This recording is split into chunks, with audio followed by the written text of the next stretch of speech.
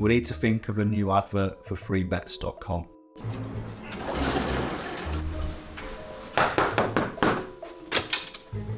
Get your best betting offers from freebets.com. Yeah, that'll do. The following deals are now live. This is Lewis Hart for Boxing Social in association with Empire Fight Store Forged Irish Stout. I'm ready to fight. Delighted to be joined by Matthew Macklin. We've just concluded, not the press conference, but the live gloves are off between Joshua Buatsi and Dan Azeez. Respectful, but you can tell there was a little bit of needle there. Looking forward to Saturday night? Yeah, definitely. I mean, look, it's the day before the weigh-in as well, so both guys will be hungry, they're thinking about weight. They know they have to do this. It's part of the build-up and the promotional approach. They'll be obligated to do it contractually. So they just want to get it out of the way, really. Don't get me wrong, they'll also be looking at each other's eyes, kind of like trying to get a bit of maybe one-upmanship. But it was respectful. As I expected it would be. One thing I did want to say is, I'm sure in your career you fought guys you were quite friendly with, and this is the same. They are friends, and it's no secret that they've sparred a lot of rounds. How do you really approach a fight like that? Would you say? Well, look, it is. Look, it's not. I mean, in terms of approaching it from a training point of view, there's whether you like someone or you don't like someone, it's the standing in your way. Do you know what I mean? You want to win your fight, and you want to move on to the next thing, so you're going to prepare as hard, really, especially if it's a guy you like, but he's the real deal, or he's a good fighter. You're still going to have the same nerves, even if you dislike him. I didn't fight many people that I was, say, friends with, but I was friendly with Jamie Moore, and we became friends. There was certainly no bad blood at all in that. Going into the fight, we both trained in Manchester, so similar in the regard. These are both. I wasn't from Manchester, but I trained there. He was very friendly with Billy Graham and Ricky Hatton, and they were my trainer, my gym mate. So, and people talk, don't they, around the city and that. So you hear things back and that. So it definitely gives it more of a bit of adds a bit of spice to it. But like I said, we weren't. That wasn't. There was no that wasn't a grudge fight. We didn't dislike each other personally or anything like that at all. But that didn't stop it being a barn burner of a fight. You know what I mean? You wouldn't have thought we liked each other when the bell went. That's very true. You know what I mean?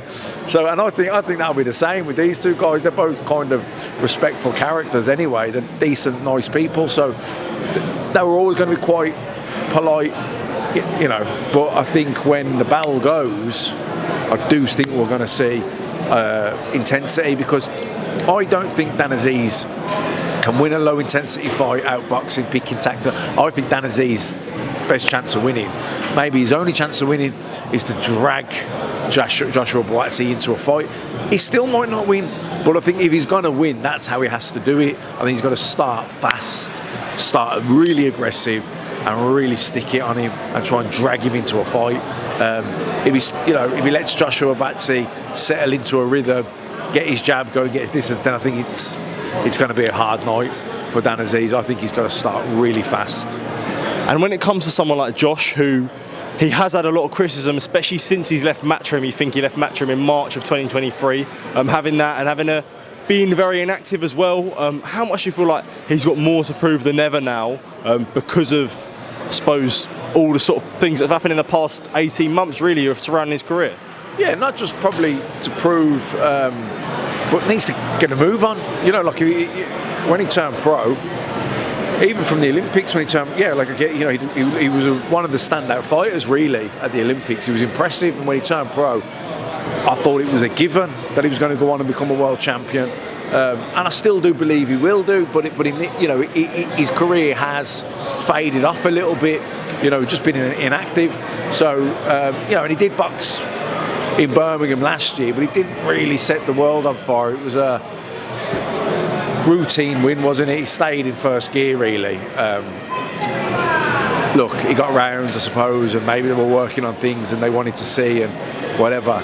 But in terms of getting people excited about him, I think he needs a big performance on Saturday night. I think if he performs to the best of his ability, I think he will win. And I think because Dan Azeez probably will stick it on him, I think it will be a fan-friendly fight. I do think it'll be an exciting fight because I can't really see how else Dan will approach this fight except being aggressive, and then that should bring the best out in Josh Buatsi. Would you like to see Anthony Yarde face the winner between these two? Yeah, why not? I mean, like you said, the belts are kind of tied up.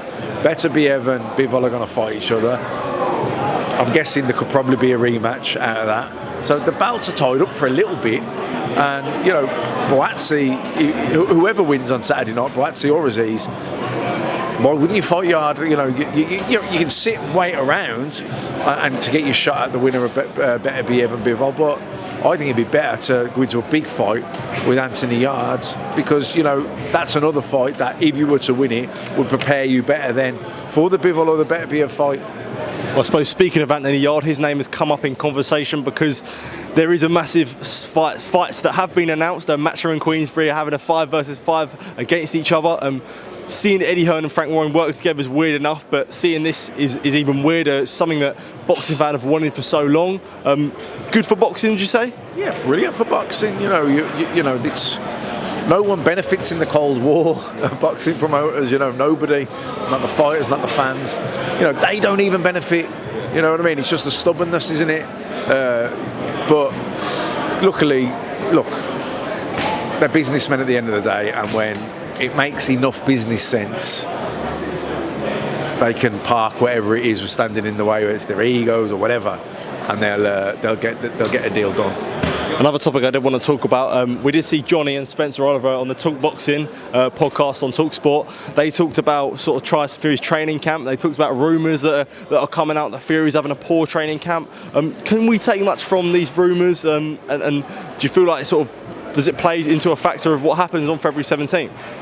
I mean, who knows? You know, I'm only hearing it like everyone else is. I don't know.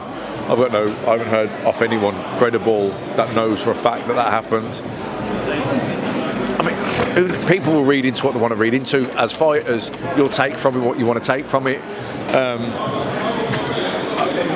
I don't know if it happened, and if it did happen, you know, you could also say, well, so what as well? Sparring, you got caught with a shot. Do you know what I mean? Even if it did happen, so what? He might have got caught with a shot in sparring. Doesn't mean he's going to get beaten by Usyk. It doesn't mean that. I suppose another thing as well, if you hear these things, you take the Ngannou fight into account. A lot of people say, he wouldn't have took it seriously. If Fury says that, and Fury said, it's a great training camp, he trained really hard for it. Is there a concern that we may be seeing a fading of Tyson Fury? Well, look, I think it's not. It's probably inevitable that he's going to be fading. You know what I mean? He's had a long career. He's had a hard career. Also, he's earned a lot of money now. That's going to dwindle. I don't care who you are. That's going to dwindle your hunger a little bit. Has to. And he's achieved so much. So, but he will not want to lose to Usyk. He will want to win undisputed. So I don't think there'll be any problems from a motivational point of view. Has he slipped a little bit? Possibly, probably, you know, but maybe Usyk has as well. You know, he's not a spring chicken either. I think he's got less miles on the clock than Fury. Yeah, I mean, they're all interesting talking points, aren't they? Everyone's just trying to get an edge, aren't they? Absolutely. Matt, thank you for taking time to speak to me. Always good to catch up with you. Appreciate talking to you as ever. And let's hope Saturday night is everything that you build up to be, and it's a massive fight for the fans. Appreciate it, mate. Thank you. Cheers.